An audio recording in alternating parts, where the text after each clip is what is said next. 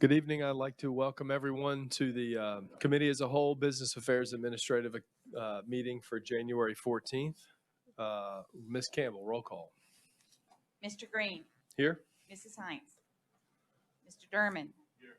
Mr. Loop. Mr. Harold. Mr. Nation. Mrs. Richardson. Here. Mr. Winkler. Here. Mr. Betancourt. Here. Mrs. Lamy. Here. Mr. Hersey. Here. Mr. Bro. Here. Mr. Kuzan. Mrs. Page. Thank you, Ms. Campbell. We'll dispense with the invocation and pledge since we did that in our previous meeting. Would any board members like to recognize any visitors that want to come in here? No? We have no one signed up for 5 minutes. Is there anyone signed up for 3 minutes, Ms. Campbell? Great. Next item on the agenda is the approval of the minutes for the committee as a whole meeting held on December 3rd, 2020. Do I have a motion? Ms. Page, second by Mr. Betancourt. Any comments from the board? Any from the public? Let's please vote.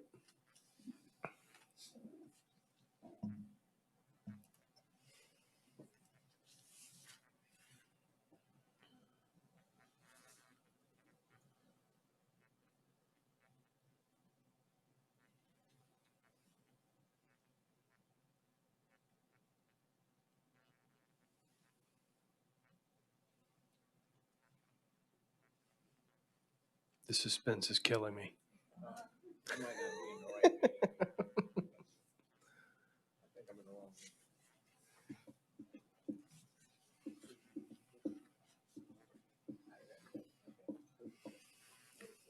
He's got Mr. Hersey helping him with his computer. We're good.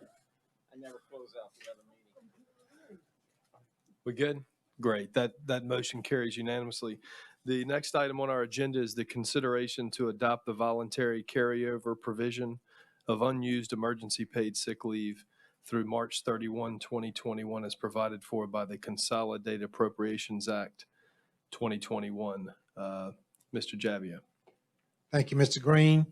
As you heard speakers tonight talking about COVID leave and the new CAA Act, the Consolidated Appropriations Act, there's been a provision in that act where there can be a voluntary carryover of COVID leave for those employees who did not use any of their 10 days. They would have all 10 up through, and this all goes through the end of March 31 this year. Those that have used part of their leave, whatever balance they had left, they would have that also after that. So since this is a voluntary program, we felt like we needed board approval for this, and we're bringing this to you tonight. If you have any questions, I'll be happy to answer that. Thank you. First, do I have a motion? Mr. Durman makes Mr. Kuzan with the second, and I'll open it up for board for discussion. Ms. Lamy, did I see you with a hand raised? No? Okay, sorry. Mr. Durman. Thank you, Mr. Green. Mr. Jabby, this is a carryover from the prior funding that we had gotten, or Yes, sir. are we anticipating any additional monies coming to us in the future? I don't know, we're anticipating monies coming to us through this particular act. I spoke with Ms. Prevost today. We've not gotten any indication how much we're getting and how we can spend it. Okay. But we are gonna be getting more money, it's our understanding. Yes, sir. Okay. And then if some of our employees are quarantined and it exceeds the 10 days, if they continue to work for us in some type of capacity as far as, can you explain that a little bit? Yes, sir.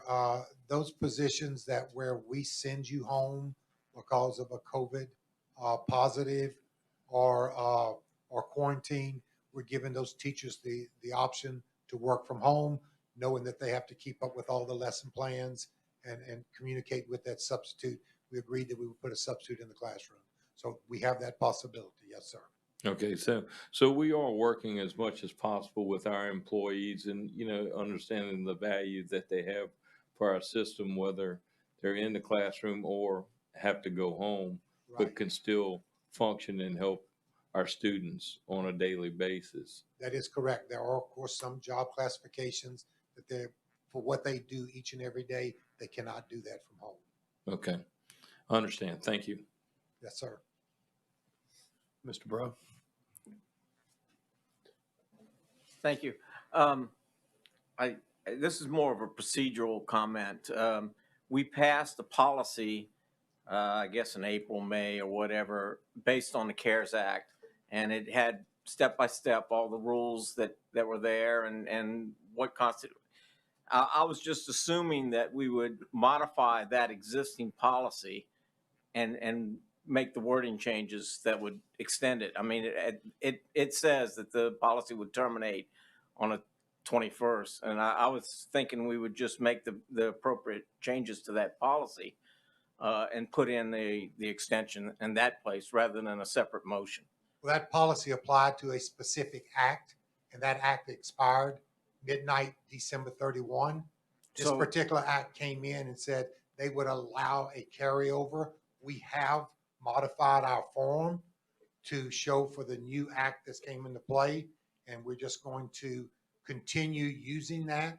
And those employees that have leave that they've not exhausted, they'll be eligible for that. So we send them the form each and every time someone is out, and they send us the documentation to go with it. If everything is good, then we submit to payroll and they're paid for the days that they have available. The original policy had like 4 different criteria. If a person in your family was sick, and it broke it down in a lot more detail than just say extend the leave. I'm just saying it might have been more appropriate to modify that policy than just a extend emergency paid sick leave, which doesn't have all the criteria that was spelled out in the original policy. But it does on the form, Mr. Bro, that's what I'm telling you. The form has been modified with the existing language from the CARES Act.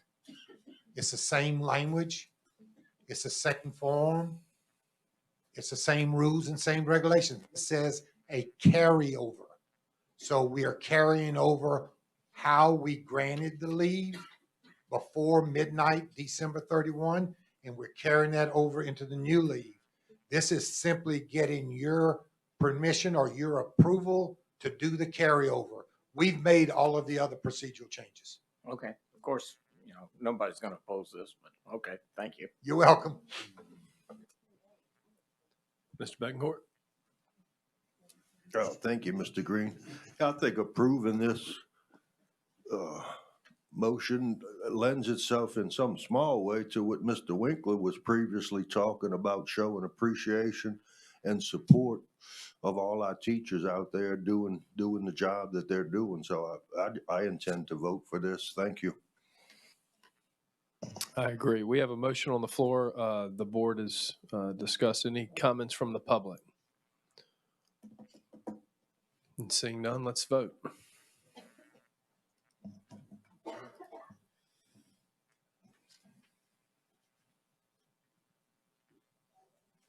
And that motion carries unanimously. I'd like to invite Mr. Kosei up to the podium for our monthly maintenance and custodian report.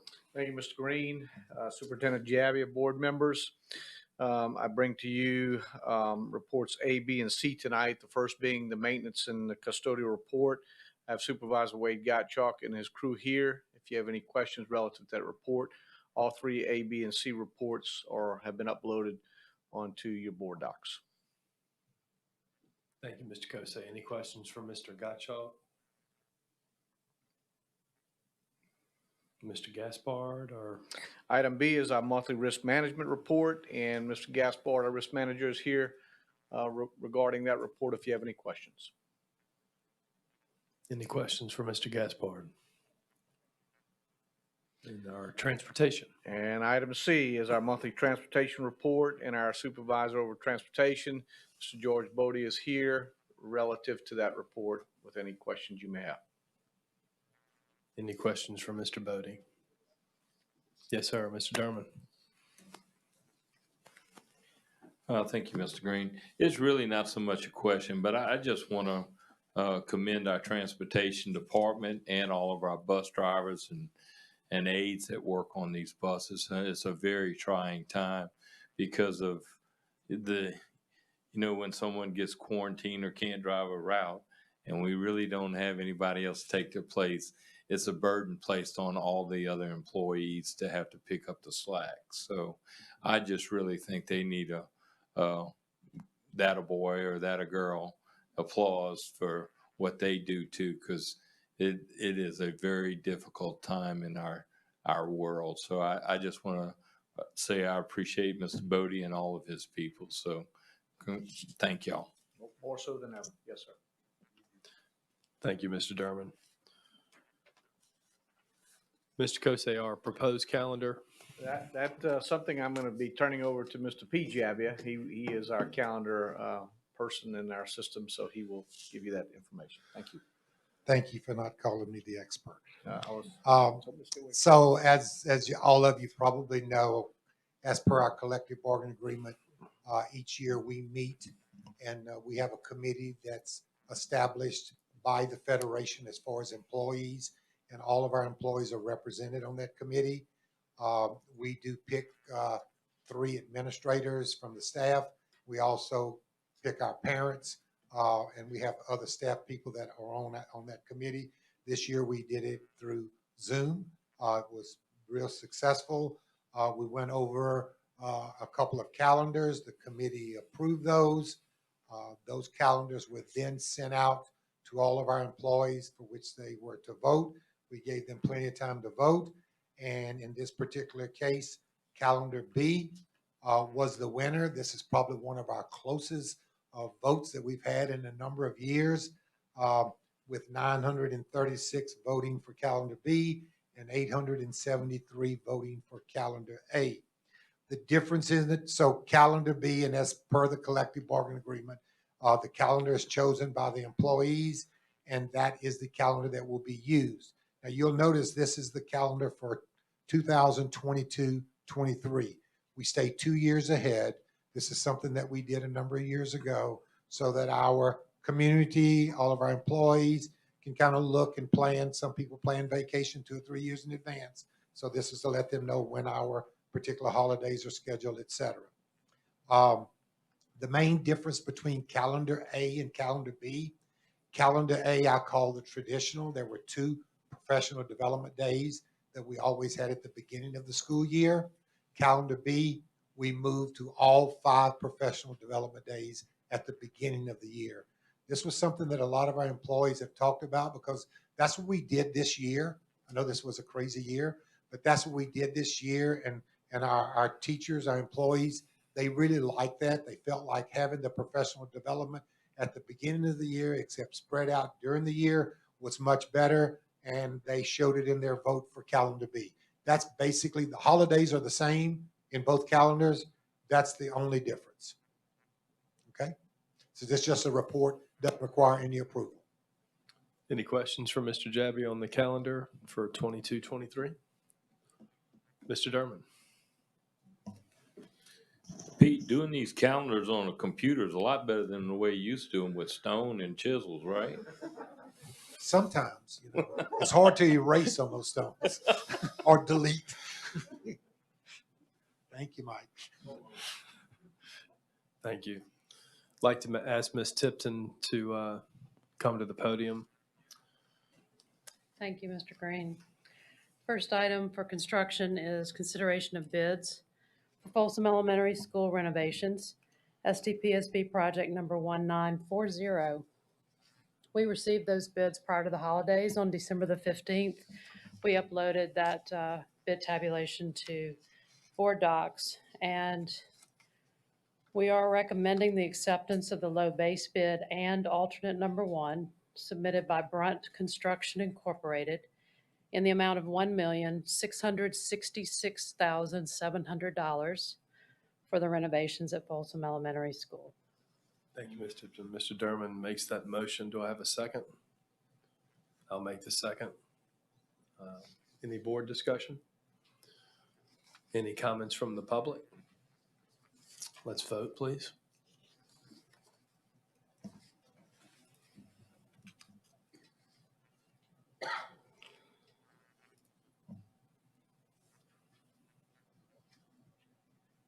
That motion carries unanimously. Ms. Tipton, item B. Is consideration of bids for Little Oak Middle School additions, STPSB project 1955.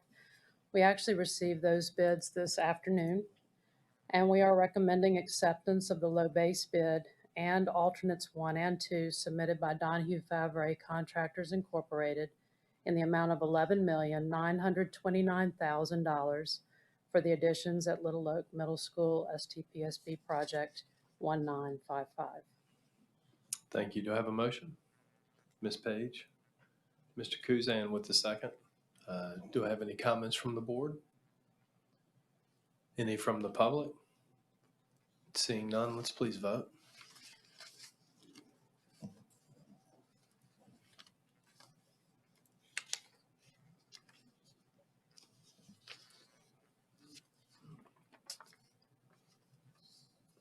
And that motion carries unanimously. Ms. Tipton, our monthly construction report. Yes, sir.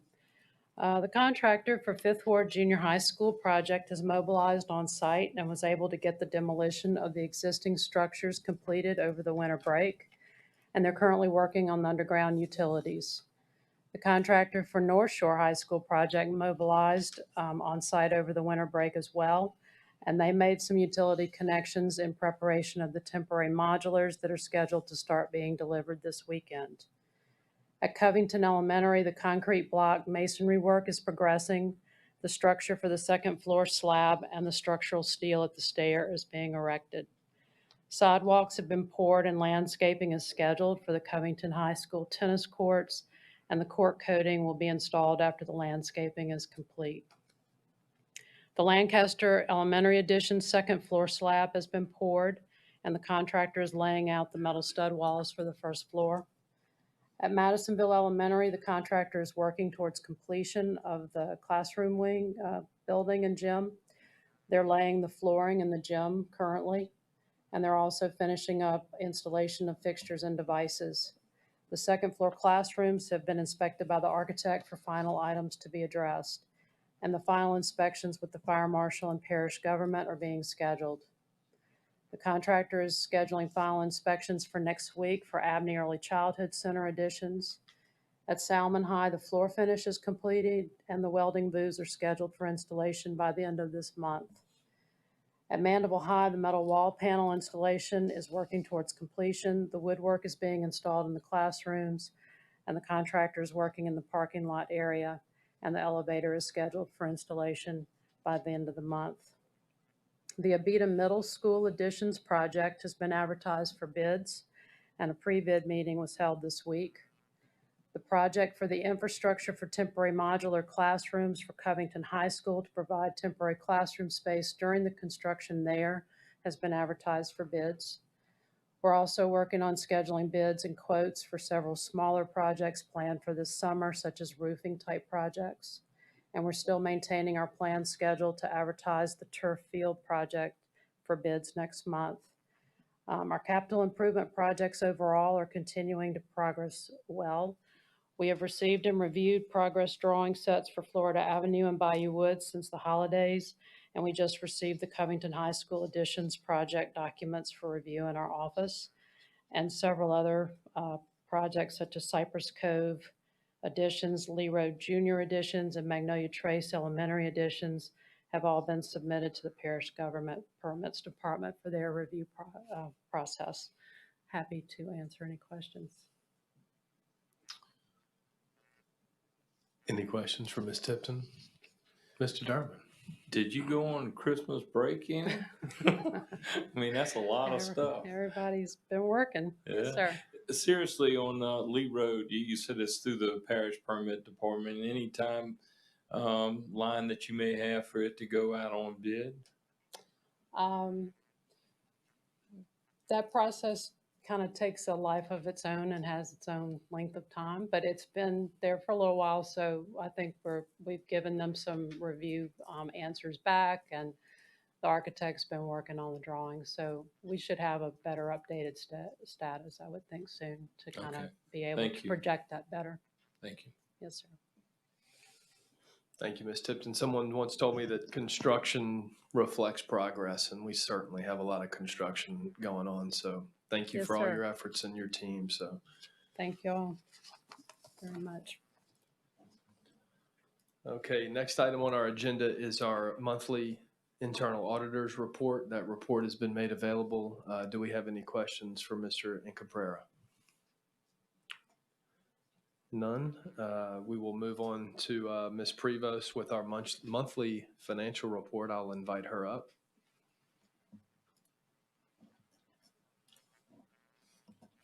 Good evening. I provided you with that report, and I'll be happy to answer any questions you may have. I just couldn't help but notice we collected $11 in ad valorem taxes, so Yeah. we got a little catching up to do. Yeah, well, we just got a huge payment for January. Yeah, The biggest I've ever seen for 1 month. So the assessor's doing an incredible job. I jokingly say Yes. that, so thank you. Any questions for Ms. Prevost? And then our purchasing report. Ms. Stevens is here to answer any questions on that report. Any questions for Ms. Stevens? Thank you, Ms. Prevost. Thanks. Mr. Jabby, our superintendent update. Hey, y'all have asked me to update you. I know we talked curriculum earlier, but we're going to talk COVID for just a second. Just to give everyone an update, just as the parish has seen, as the state has seen, as our governor has reported, we did see a tremendous uptick in our positive cases statewide, parish-wide, and it's reflected in our school system. At current, I just want to let everyone know, WWL or whoever it was that made the report, they showed our neighboring parishes, Orleans and Jefferson, a 1-day total, where the information we had sent them was for the entire time since we've been in school. And they reported that as a 1-day total. So we were able to clarify that, but there was a lot of miscommunication, and we were able to get that worked out. But to current, just so everyone is aware, we've had 1,104 positive cases since we've been in school. This is up about 310 since we've come back into session. And that is a carryover from the Christmas break. Like I said, we saw a tremendous number of cases that were reported during the Christmas break. A lot of those people were still in quarantine or isolation when school started back up. So, of course, they had to report that their child, and for payroll purposes, our employees had to let their supervisors know. We had to do the paperwork and everything that Mr. Jabby had talked about earlier that goes into keeping up with the attendance for our employees and our students. And we did have 542 employees that, again, since September have tested positive. which is up about 150 since the Christmas break. So we're definitely feeling the brunt of COVID, and we are dealing with that. I have communicated with the principals. We are addressing the needs and dealing with our issues with staffing. Staffing has become tremendously difficult, especially in our transportation department. We have very limited bus drivers that are able, as Mr. Derman stated, that are able to do that position. And so it's not like we can just plug someone in and they can do that. We're having to cover it with our existing employees and any substitutes that we can possibly get our hands on. So transportation has been a serious issue, but we have been working with our principals and with our drivers to get that covered. So again, I want to applaud all of our employees who are going above and beyond daily compared to what we've expected them to do in the past. As Mr. Betancourt mentioned earlier, all of our school-based employees, all of our maintenance people, everyone, transportation, our paras, our aid, it's just limitless to say what they've done and what we're asking them to do, an hour before they typically would to an hours afterwards. So, we're asking our employees to do a tremendous amount. So I applaud this board for reaching out and making the statement that you said earlier, because it is very important. But if I could make one plea to the parents and guardians that are in attendance or that are listening, if someone from your household tests positive or is just feeling differently, please keep your child home, contact your school, your administrator, and let them know we are working with students. We have Google Meet in full effect. We just put out some more PD to our teachers to help them better incorporate Google Meet in their classroom.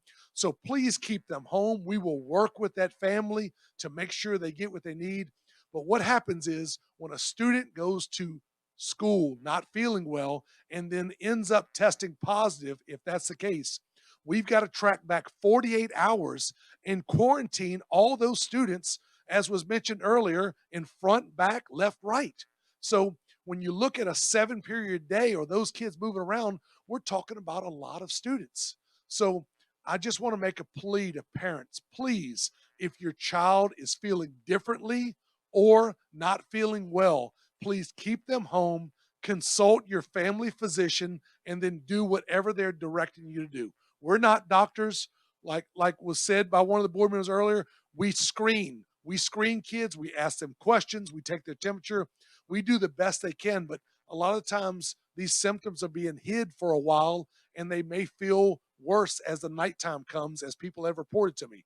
They really feel the effects when, unfortunately, the sun goes down. So, that's just what's been reported. So I just want to make a plea for everyone. Just please communicate with your administration. And if someone in your household is feeling differently or not feeling well, please keep them home, work with your administration, and then we will do the legwork to get them caught back up. So I appreciate everyone's patience. If you keep up with the LDH, the numbers have gone down in the last week. Our numbers, we have seen a reduction in our positive cases from the week before, just like what is seen by the LDH. They first reported last week, which is a week behind. So that was the 24th to the 30th. They showed a 17.5% positivity rate in the parish of St. Tammany, with that being reduced this past week to 15.4. So we're seeing the same thing. Our numbers are coming down, but they were high over the holidays, as our governor has spoken quite a few times since that time. So I just want everybody to stay diligent and to stay on top of their families and do what's best for their families in the community. So please wear your mask, please wash your hands, and we'll try and do everything we can on our end. Schools are safe. I sent the board members, I sent out something from today from Miss Hewitt. Senator Hewitt sent it out that our schools are not spreading, that our schools are not responsible for what is happening in our communities, but we all have an interest in everything that's going on. We all have to do our part. So thank you all very much. I appreciate your diligence, and I appreciate your support. Thank you, Mr. Jabby. And just know that this board supports you and your efforts and the employees of our public school system. Thank you. Ms. Page. Yeah, Mr. Jabbia, is there a way that we can include attendance in Google Meets? Like whether a student checks in on Google Meets, like if they're quarantined, is there a way that we can put that into JPAM somehow so parents can see that? It would be very difficult to do, Ms. Page, because our Okay. teachers are teaching at the same time. But those days, they're quarantined, they're excused, and they're coded in JPAMs as excused Okay. days. Okay. They do not count against that child's 10 days attendance, just Yeah. like it doesn't, the attendance, if they have COVID leave for our employees, doesn't count against their 10 days that are allotted to them. Right. Well, I received a tremendous amount of calls from constituents who are teachers, and they just communicated that to me, that would be helpful to them. So we can have further conversations about it just to see how, We definitely can. we We can can get talk Mr. about it. Bouillon and see what our capabilities are. Right. It's very different. We're just rolling Google Meet out. I mean, we're I trying. understand that. we're- I understand what you're saying. And I'm but- just trying to support them and try to help them as much as I can. Totally agree. And I totally, they want to ensure, and I've heard from teachers, they want to ensure that the students that are quarantined or unable to attend school are on there. Exactly. The educational process continues. Exactly. So I totally understand. Right. And I just, when we talked about this before several times this week about my concern with the tremendous amount of students that were quarantining at the high school level. I mean, it is a lot. And I'm just very, very concerned. And I agree with you that, we need to encourage the parents in the community that if our students are sick, they need to stay home. If they're sick, if they're just feeling differently, because COVID affects people differently. So there's no cookie cutter to any of it. If your child says they're feeling differently, hold them home and evaluate them for 24 hours, contact the school, the administration, let them know, and we'll work with them. It is in everyone's best interest for that child to stay home, get on Google Meets, the educational process continues, and everybody is kept out of that quarantine process. Because like I said, when and I've told this board before, when you start looking at students that move, so not our static groups, which is our lower elementary, but our junior high and high school, when you look at 7-period day, them moving around, and if they're on athletic teams or involved in anything that's extracurricular, that you start involving a lot more people when that comes Right. about. And so, we're trying to give our high school and our junior high kids the full experience. I feel so badly for our kids that are exiting our school system. We don't know if they're going to have prom this year. We don't know what's going to happen. At this point, I don't see how we're doing anything. I honestly, with the restrictions from the government and what's going on, I don't see how we can host anything. And I'm hoping as the vaccine rolls out, things will improve for us. But we're doing everything we can to keep that face-to-face educational process going. Because for every one person that contacts me, I have 2 or 3 people that says, "Thank you for staying in school. We want our kids in school." Sure. And so, but I totally understand. And we need the community's help to get those quarantines down. Right. When someone tests positive, it affects a large number of kids, not necessarily in a negative health reasons, but in their education process, face-to-face education. It's definitely a concern. Thank you. Thank you, Ms. Page. Ms. Richardson. Mr. Jabbia, I really wanted to thank you for ending with that plea. I don't envy the shoes that you're in, and I recognize just, from a parent perspective, they're needing to go to work, but it's a double-edged sword, if you will. And as Mr. Winkler so beautifully said earlier, our teachers are on the front line, and I just. The media, and I mean no disrespect to them, but it's been very frustrating because I'm getting the calls. We had dialogue earlier this week, and I just appreciate your diligence in trying to get authentic, factual information because it really is scaring everybody, and we're reacting versus responding in an objective manner. And I think, from an education perspective, face-to-face instruction is absolutely imperative, and you guys, I applaud the central office for setting up the Google Classroom so that So thank you. Again, there's not one, just, there's so many people to be thanking, but I appreciate your plea. And I ask that every parent, while difficult, to please adhere to that plea, because that's adding just extra stressors when we send a child sick to school. And then secondly, just thank you to our teachers for being in the trenches and on the front line, and to our central office staff who you guys are jumping through hoops. So I thank you. I applaud you for that. Thank you very much. We appreciate that. Well said. Thank you, Ms. Richardson. Mr. Derman? Yes, thank you. Mr. Javia, and talking about the uptick in the cases, what about, how many students do we actually have that are in a quarantine status currently? Mr. Durham, we don't, it's impossible to do that because kids come on quarantine and off quarantine daily, because some of them, you know, we adhere to the LDH CDC guidelines, which is, you know, if they follow the procedures, they can possibly come back at day 11, day 8.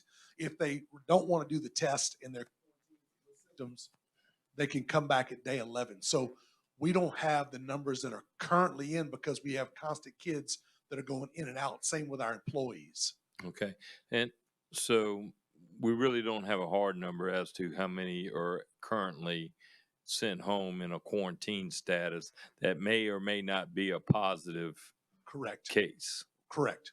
We don't. But the higher experience or the higher percentage of the quarantines are in our high school or in our Junior high, high school, because those are our more social, outside involved kids. You know, Okay. those are the ones that are getting together on the weekend, you know, unfortunately getting together on the weekends, wanting to do normal activities. That's where we're seeing the uptick is in our older kids. So I think if I remember right, when we had a meeting last week or so, you said that we had 160 or 70 kids that tested positive, like over the Christmas break. So now is that 170 is part of that 300 that we're talking about? Yes, sir. Now, Yes, sir. so Yes, sir. some of those should be coming off. They're already back. They're already back. So they're 10 days if they had no symptoms. If it happened over the Christmas break, they're already back. So we may have another 150 or 180 kids that are currently positive. Right. We have and they're waiting on them to expire out their days. correct. We have 184 kids that are currently that tested positive between the 7th and 14th. And those 184 impact the other students that are actually in the quarantine status. Correct. So when a kid comes, like I said, when a kid comes to school and let's say they're not feeling well and they go home and they get tested, soon as that report comes in, they let the school know we have to go back 48 hours. And anyone who came into contact that meet the quarantine, you know, inside of 6 feet for 15 minutes or more, which is basically any kid on the north, south, east, west, like we said, it affects them. So, Right. you know, like Ms. Richardson and I've said, we're just making a plea. If your kid's feeling differently, not necessarily sick, differently, just keep them home for 24 hours. Let's monitor them. Let the schools know, and it will pay off for everyone. Because Absolutely. if that child's not in school, that's 24 hours that we don't have to worry about the kids that were Tracking in them. that area because they weren't there. Right. So it's going to help us all the way around, all the way around. And I guess what I was looking at is talking about some of the kids that were tested positive over the Christmas holidays because they weren't in contact, didn't infect the quarantine status. I mean, I hear people tell me, well, we got 8,000 to 10,000 kids in quarantine. Well, that's not true. No, that's been since September 8th. Total. Yeah. Yes, sir. which every 10 days they're basically rolling in and out. 7 to 8, and actually 8 days for the majority Right. that have zero symptoms. Correct. Right. I appreciate the information. I appreciate you keeping us abreast as well as the general public. I mean, because, you know, people just try to sensationalize some of this information, which creates falsehoods out there that need to be addressed. And I mean, I totally agree. Our schools are the safest place for our children to be. And they need to be in a face-to-face and learning environment. And I appreciate everybody's efforts to continue this process. And I applaud all of y'all. Thank you. Thank you, Mr. Durham. We appreciate it. Yes, thank you. Mr. Kuzan. Thank you, Mr. President. I just would like to say that as a system, we're going through what you call uncharted waters. There's no guidelines that we could go to. There's no right or wrong. This is a situation where we have to sort of feel our way through, make adjustments. And I think this system is doing a fantastic job with this. And my message to the public would be, please bear with us, work along with us, because we're going to do the very best that we can for your child and for every child. Thank you, Mr. President. Yes, thank you, Mr. Kuzan. Any further comments, Mr. Jabbia? I'll turn the announcements of the board president over to Ms. Page. The school and central office sites will be closed on Monday, January 18th in observance of Martin Luther King Jr. Day. The board will meet next Thursday, January 21st at 7 p.m. There will be 2 special board meetings this month for appeal hearings, Tuesday, January 26th at 5 p.m. and Thursday, January 28th at 5 p.m. The April 2021 board meeting date has been changed to April 8th. A notice was sent to us by email and it's included in the handouts. Thank you. Thank you, Ms. Page. Thank you for those attending in person and those on live streaming. And with no further business, this meeting is adjourned.